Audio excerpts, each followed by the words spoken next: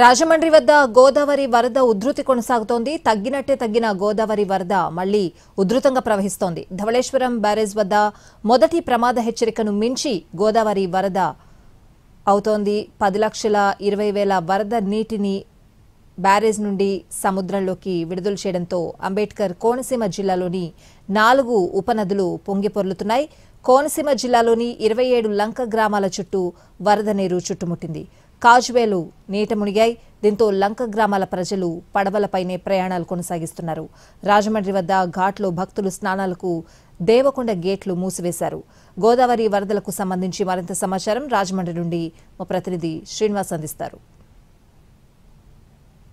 రాజమండ్రి వద్ద మళ్లీ గోదావరి ఉధృతంగా ప్రవహిస్తున్నది. నిన్న తగ్గినట్టే తగ్గి మళ్లీ ఉధృతంగా గోదావరి ప్రవహించడం జరుగుతుంది. అంటే ఎగువ ప్రాంతాల్లో కురుస్తున్న భారీ వర్షాల కారణంగా క్రమేపీ గోదావరి వరద నీటి మట్టం పెరగడం జరుగుతున్నది. ఇక్కడ చూస్తున్నాం మనం ప్రస్తుతం రాజమండ్రి ఈ పుష్కర్ ఘాట్ దగ్గర ఉన్నాం. ఈ పుష్కర్ ఘాట్ దగ్గర చూసినట్లయితే ఇక్కడ పాత బ్రిడ్జి హెవలక్ బ్రిడ్జి దగ్గర చూస్తే ప్రస్తుతం 53 పాయింట్ల వద్ద గోదావరి వరద నీటి మట్టం కొనసాగడం జరుగుతున్నది. అయితే ఇప్పుడు నిన్న 54 పాయింట్లకు పైగా ఈ గోదావరి నిన్న ప్రవహించడం జరిగింది. ఈరోజు చూస్తే 53 పాయింట్ల దగ్గర ఉన్న ఇది మరింత పెరిగే అవకాశం ఉన్నది. అయితే భద్రాచలం దగ్గర క్రమేపీ గోదావరి వరద నీటి మట్టం పెరగడంతో ఇక్కడ రాజమండ్రి దగ్గర కూడా గోదావరి వరద నీటి మట్టం పెరగడం జరుగుతున్నది. అయితే ప్రస్తుతం చూసినట్లయితే ధవళేశ్వరం బ్యారేజ్ దగ్గర మొదటి ప్రమాద హెచ్చరికను మించి గోదావరి ప్రవహించడం జరుగుతున్నది.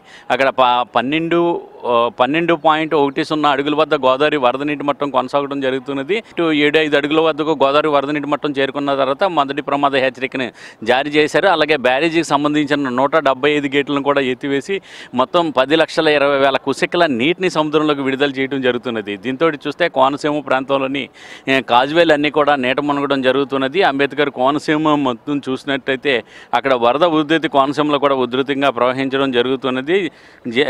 అంబేద్కర్ కోనసీమ జిల్లాలోని వైనతేయ, వశిష్ట, గౌతమి, వృద్ధ గౌతమి కూడా మొత్తం పొంగి పొరలటం జరుగుతున్నది.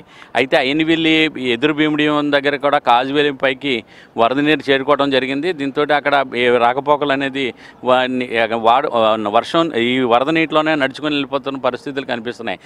చాలా చోట్ల చూసినట్లయితే ఇక్కడ పడవల సహాయంతో ఇంకా ప్రయాణాలు అయితే కొనసాగడం జరుగుతున్నది. పీగన్నవరం మండలం కనకయ్య లంక వద్ద దగ్గర కూడా కాజువే మొత్తం వరద నీరు చేరుకోవడంతో మొత్తం అక్కడ పడవలపైనే అక్కడ అంబేద్కర్ కోనసీమ జిల్లా అలాగే పశ్చిమ గోదావరి జిల్లాకు సంబంధించిన రాకపోకలు నిలిచిపోయినాయి. దీంతో అక్కడ పడవలపైన అక్కడ వాళ్ళందరూ కూడా రాకపోకలు నిర్వహించడం జరుగుతుంది.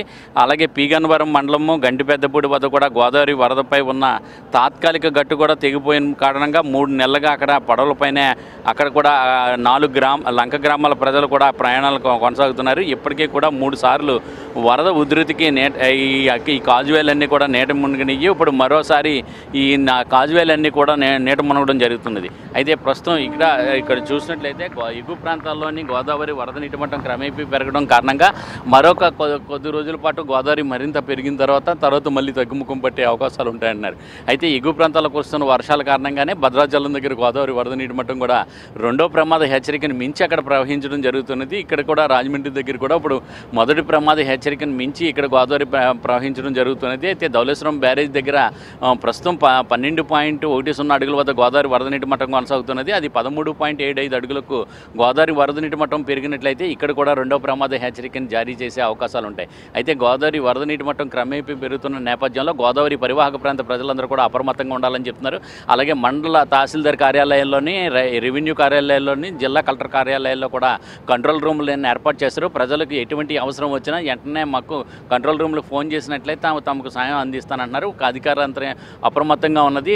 మత్స్యకారులు ఎవరు కూడా వేటకు వెళ్ళొద్దని చెప్పేసి నిషేధించడం జరిగింది. ఇంకా రాజమండ్రి పుష్కర్ ఘాట్లో చూసినట్లయితే పుష్కర్ ఘాట్లో కూడా భక్తులు ఎవరు కూడా గోదావరిలో స్థానాలు వెళ్ళవద్దని చెప్పేసి మొత్తం బారికేట్లను ఏర్పాటు చేసి గేట్లన్నీ కూడా తాళాలు వేసి మూసివేయడం జరిగింది. అలాగే ఎవరు కూడా ఇక్కడ పుష్కర్ ఘాట్లోకి ఎవరెవరు కూడా రాకుండా ఉండే విధంగా ఇక్కడ చర్యలు తీసుకోవడం కూడా జరుగుతున్నది. అలాగే పోలీస్ గస్తీ కూడా ఇక్కడ ఏర్పాటు చేశారు.